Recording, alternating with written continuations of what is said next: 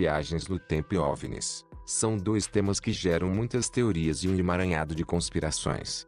Conheça neste vídeo sobre o Die Glocke, ou o sino, o incrível experimento nazista que poderia viajar através do tempo. A história. Adolf Hitler encomendou o Die Glocke, uma super-arma secreta, que pertencia à série de armas incríveis, criadas pelos alemães na Segunda Guerra, denominadas como Wunderwaffe. O Die Glocke foi criado em uma instalação escondida, conhecida como Der Riese, localizada nas Montanhas da Coruja, na Polônia. O dispositivo era capaz de viajar no tempo, tinha características antigravitacionais, e vários cientistas nazistas morreram durante seu teste. E, enquanto os aliados invadiam a Europa e destruíam a resistência bélica nazista, o Die Glocke, ou, em português, o sino, foi secretamente retirado da Alemanha no final da guerra. Pelo menos essa é a história mais contada pelos teóricos de conspirações, que citam uma confissão do oficial alemão da SS, Jacob Sporrenberg. Sporrenberg supostamente falou tudo a respeito dessa super-arma, enquanto estava sendo julgado por crimes de guerra na Polônia.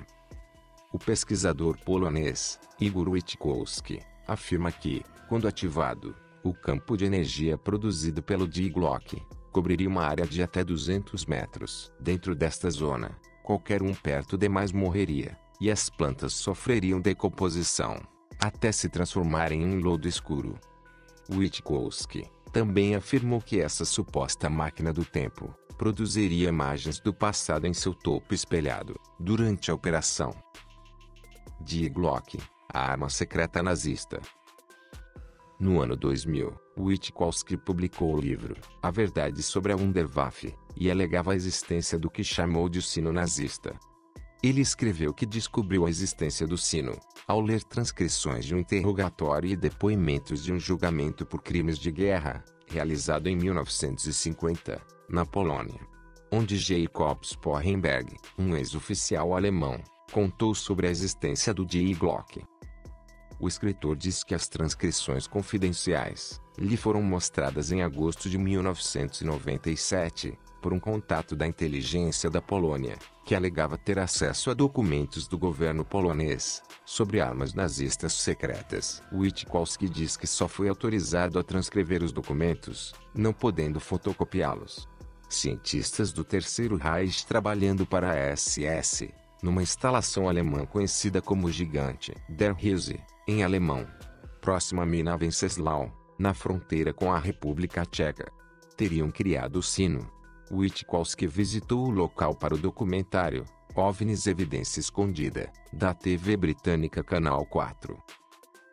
O objeto é descrito como tendo a forma de sino, o que deu origem ao seu nome, feito de um metal duro e pesado, com 2,75 metros de diâmetro, e de 3,65 a 4,6 metros de altura. Segundo Witkowski, o sino continha dois cilindros que giravam ao contrário um do outro, e estariam cheios de uma substância parecida com mercúrio, e de coloração violeta. O líquido metálico era chamado de Xeron 525, e era cuidadosamente armazenado em uma garrafa térmica fina, com 1 metro de altura, e forrada com 3 centímetros de chumbo. Outras substâncias seriam empregadas nos experimentos, e eram chamadas de metais leves, como peróxidos de tório e berílio. De acordo com Witkowski, o sino emitia forte radiação quando acionado, o que teria causado a morte de vários cientistas, além de plantas e animais sujeitos a testes. Segundo o comandante Sporrenberg, em seu julgamento, o projeto correu sob os codinomes Laternenträger ou Cronos, e sempre envolvendo algum componente ou operação do sino, ou Die Glocke, como era chamado. Esse comandante também informou sobre os efeitos que o Die Glocke causava àqueles que estivessem próximos durante sua operação, dizendo que, em pouco tempo de exposição, uma substância cristalina se formava dentro dos tecidos, destruindo-os a partir de dentro. Líquidos, incluindo o sangue, viravam uma geleia, e se separavam em frações claramente destiladas.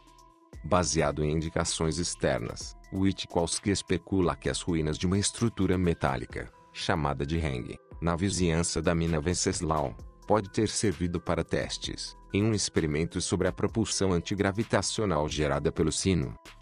Rainer Karlsky, historiador alemão, que recentemente publicou um livro sobre o programa nuclear de Hitler, mencionou em seu livro que uma equipe de físicos de uma universidade alemã, em Gießen, realizou pesquisas na estrutura do Ring. O resultado indicou que existem isótopos na construção, mais precisamente no reforço dela, que só podem ser o resultado de radiação por um forte feixe de nêutrons, de tal forma que deve ter existido algum dispositivo acelerando íons naquele local, principalmente íons pesados. Em outras palavras, o que quer que tenha sido testado no Ring, e há indicações de que era o sino, não apenas requeria uma estrutura robusta para segurá-lo, mas também emitia uma radiação forte e pesada.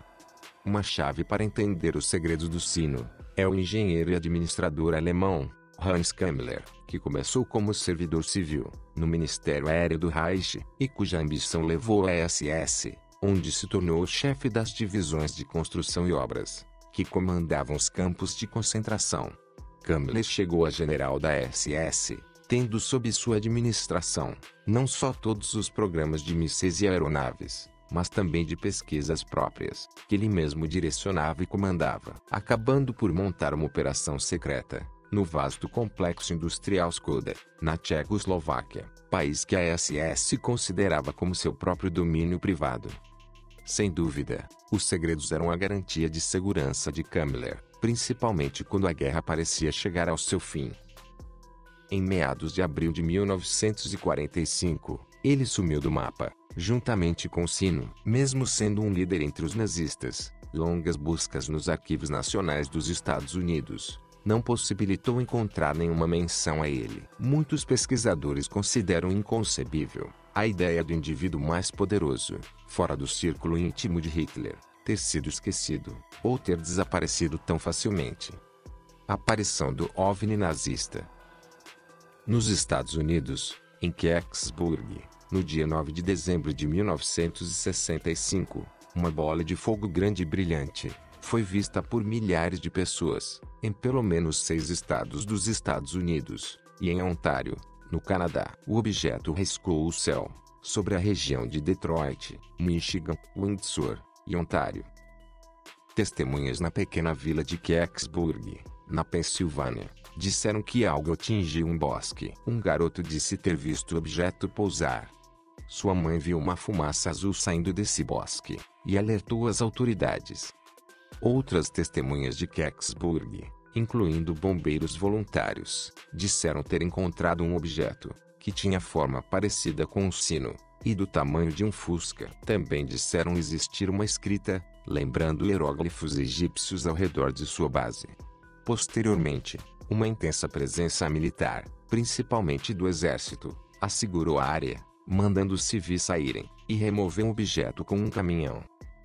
Várias tropas se juntaram no local da queda, bloqueando e levando o objeto. Relatos da época dizem que uma pessoa saiu de dentro dele, o que confirma uma estranha teoria que fala que um membro da SS, Hans Kammler, usou o Die Glocke para fugir no final da guerra, e acabou por viajar 20 anos para o futuro, reaparecendo em Kecksburg, no ano de 1965. Porém, jamais saberemos se era o general Kammler.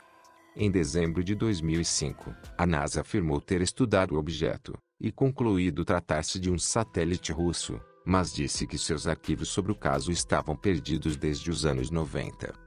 De acordo com Einstein, viajar no tempo é possível. O grande problema é a quantidade de energia necessária para se criar uma fenda no espaço-tempo. Seria uma quantidade colossal para se conseguir isso. Será que o Die Glocke seria capaz de conseguir tal proeza?